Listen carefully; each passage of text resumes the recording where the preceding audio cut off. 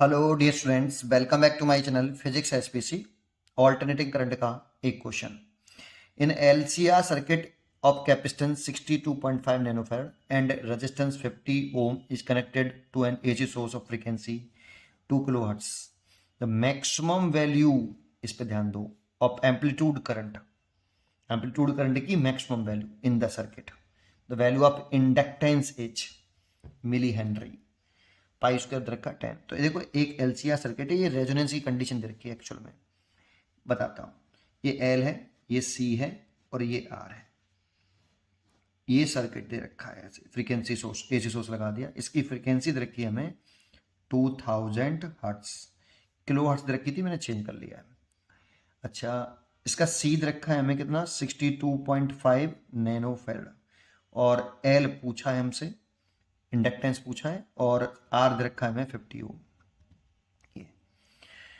अभी बताओ इस सर्किट का इम्पिडेंस क्या होगा। Z is equal to root के अंदर R square plus X C minus या X L minus X C का होल स्क्वायर, ये होता है।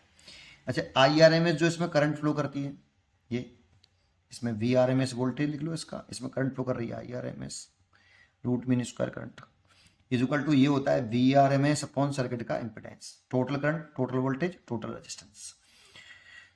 अच्छा, इसको हम ऐसे भी लिख सकते हैं, I naught by root two, इसे I naught by root two लिखो, इसे V naught by root two लिखो ओवर जेड, रूट टू से root two cancel, then I two is equal to V not upon Z. अगर इस amplitude current बोलते हैं इसको, अगर इसकी वैल्यू मैक्सिमम चाहिए आपको, तो जेड की वैल्यू मिनिमम होनी चाहिए। जेड की वैल्यू कैसी होनी चाहिए, मिनिमम बेटा। अब बस आपको देखना है कि जेड कब मिनिमम होगा। तो तीन सिचुएशन हो सकते हैं बेटा इसमें। अगर एक्सएल बड़ा मानते हो एक्सी से, तो मेरे को सोच के बताओ कि जो जेड आएगा वो आर से छोटा आएगा, आर से बड़ा आएगा, आर के बराबर आएगा। सोचो, एक्सएल अगर एक्सी से बड़ा है तो एक्सएल में से एक्सी घटाएंगे तो कुछ वैल्यू बचेगी, और जो वैल्यू बचेगी उसका स्क्वायर होके आर में वो ऐड होगा, और आर में बड़ा ऐड हुआ तो जेड आर से तो बड़ा आएगा। एक सिचुएशन तो ये है। दूसरी हो सकती है कि जब एक्सएल बराबर एक्सी हो, देन तो ये तो अगर एक्सएल और एक्सी बराबर होंगे तो कैंसिल हो जाएंगे और जेड आर के बराबर ही आएगा। और तीसरी सिचुएशन हो सकती है कि एक्सएल छोटा हो एक्सी से। इस वाले केस में बताओ कि Z greater than R, equal to R या लेस देन आर।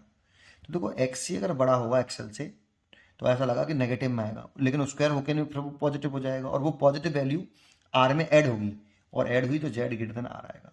तो इन तीनों केसों में अगर देखें तो जेड की जो सबसे छोटी वैल्यू आ रही है वो यही आ रही है।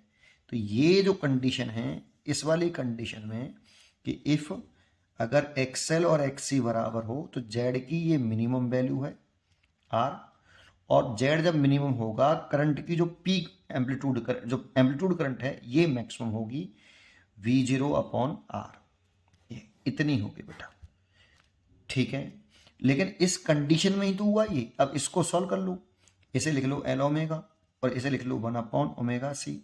एक्सएल की वैल्यू एल ओमेगा होती है, इसकी वैल्यू एक्स की वैल्यू 1/ओमेगा C. Omega square is equal to 1/एल सी। ओमेगा बराबर लिख लो 2 पाई एफ, इसका स्क्वायर इज इक्वल टू 1/एल सी। एक्चुअल में यहां से अगर लिखें तो ये रेजोनेंस फ्रीक्वेंसी होती है 1/√एल सी। ये अगर हमें डायरेक्ट पता होता तो इतना नहीं करना पड़ता, ये समझाने की जरूरत नहीं होती आपको। ये देखते ही पढ़ते ही क्वेश्चन समझ में आना चाहिए कि रेजोनेंस एलसीआर सर्किट है भाई, और रेजोनेंस एलसीआर सर्किट की कंडीशन होती है ये वाली। तो डायरेक्ट कर सकते थे इसको, अब मैंने बस केवल समझाने की कोशिश करी है कि ऐसे कैसे लिखा। अब बस वैल्यू पुट करनी है।